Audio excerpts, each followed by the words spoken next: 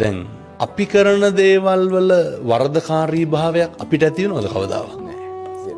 දැන් උදාහරණයක් මොකක් හරි කියනවා මම හරි කියලා කියනවා. අපි යනකොට පාරේ තරුණයෝ දැක්කම කියනවා නේ මේ ගංජාකාරයෝ.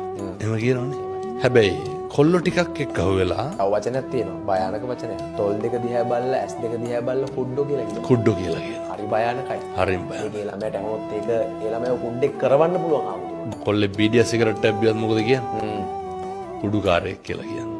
එතකොට අර අපි කරන දේ කිසි තැනක වැරද්දක් විදිහට නොදකින්න අපි පුරුදු වෙලා තියෙනවා. හැබැයි අනේක කරන දේ වැරද්දක් විදිහට බොහොම ඉක්මනට අපි දකින්න හුරු වෙලා තියෙනවා. අපි කරන වැරදි වලටද අපි කේන්ති ගන්න අනුන් කරන වැරදි වලට. අපි අනුන් කරන වැරදි වලට. අපේ වැරදි වලට අපි කවදාවත් කේන්ති ගන්නේ නැහැ. මොකටද අපි ඒව අමතක කරලා දානවා. මොකද ඒව අපි නොඋන ගන්නට ඉන්නවා ආමුදුර. මොකටද අනුන් කරන ඒවට අපි කේන්ති ගන්න? කාගේ ආධ්‍යාත්මයේද පිරිහෙන්නේ මහ දෙයක් ඕන. මිනිස්සු ඊර්ෂ්‍යා කරන්නේ කාටද? අපිටද අනුන්ට? මිනිස්සු වෛර කරන්නේ කාටද?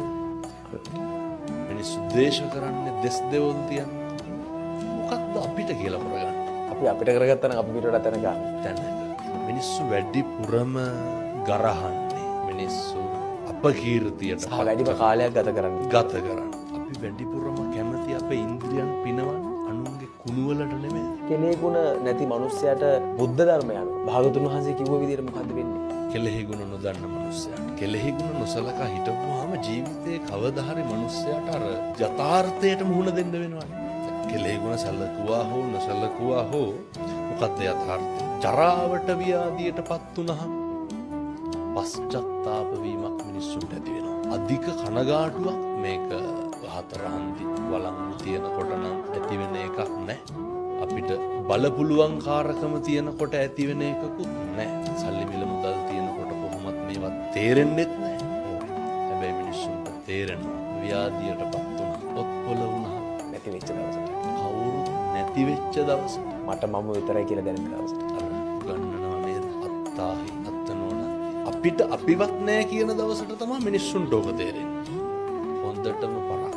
හොඳම දේ තමයි දැම්ම පටන් ගන්න ඕනේ ඒක. දැම්ම පටන් ගන්න. දැනුත් ප්‍රමාදයි.